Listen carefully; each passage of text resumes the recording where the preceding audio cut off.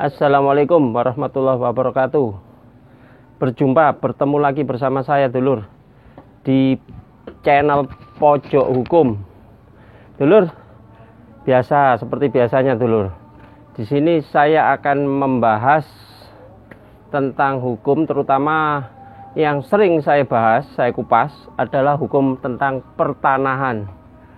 Ini ada beberapa subscriber, ada netizen yang menanyakan kepada saya, yaitu perlukah mengajukan pembatalan sertifikat tanah dalam gugatan waris. Singkat cerita, singkat jawaban, itu saya jawab bisa dulur, memang itu perlu. Karena apa? Dengan Anda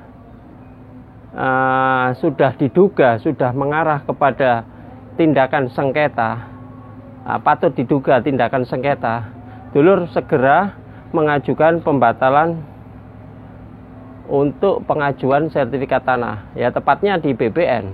Dulur mengajukan surat permohonan disertai dengan alat bukti yang ada, dokumen yang ada, yaitu kalau dulur mempunyai bukti sertifikat tanah atau bukti alas hak tanah tersebut, ya Anda lampirkan, terus Anda ngajukan permohonan. Setelah itu baru dulur menyampaikan kepada pihak Badan Pertanahan Nasional bahwa telah terjadi sengketa kepemilikan atau ada klaim dari pihak lain yang merasa memiliki atau mengklaim dirinya memiliki. Seperti itu. Itu jawaban singkatnya. Tapi perlu saya garis bawahi, saya di sini sudah saya jawab secara singkat, namun juga harus saya bahas secara luas. Ini ceritanya begini dulur.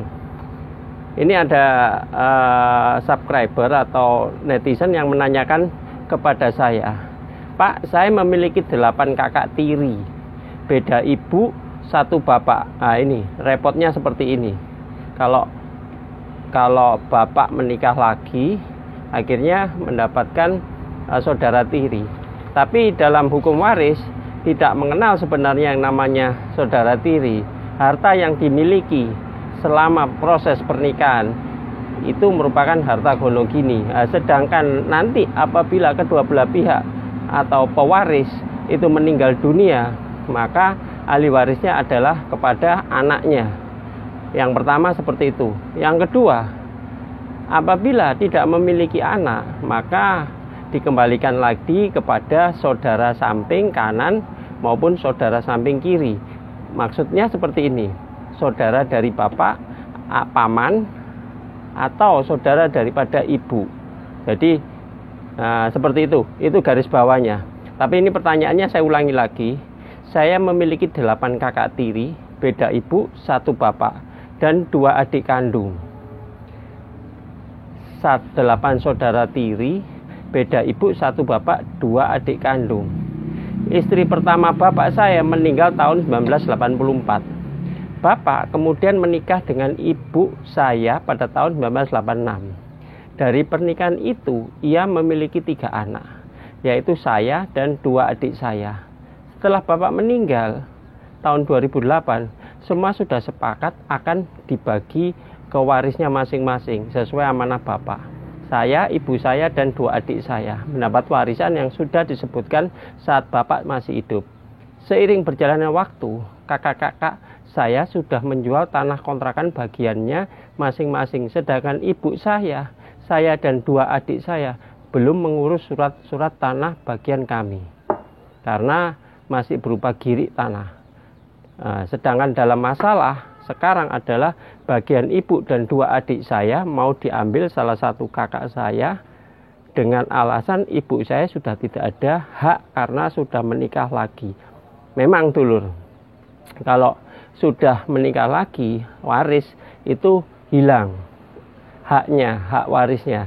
Biasanya tetap haknya kepada anak-anaknya. Saudaranya ibu tidak ada, ya otomatis tidak ada waris.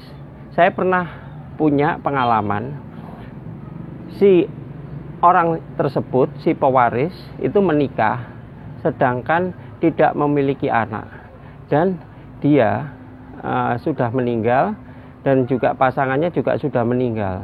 Untuk warisnya, saudara ke kanan maupun saudara ke kiri itu juga tidak ada.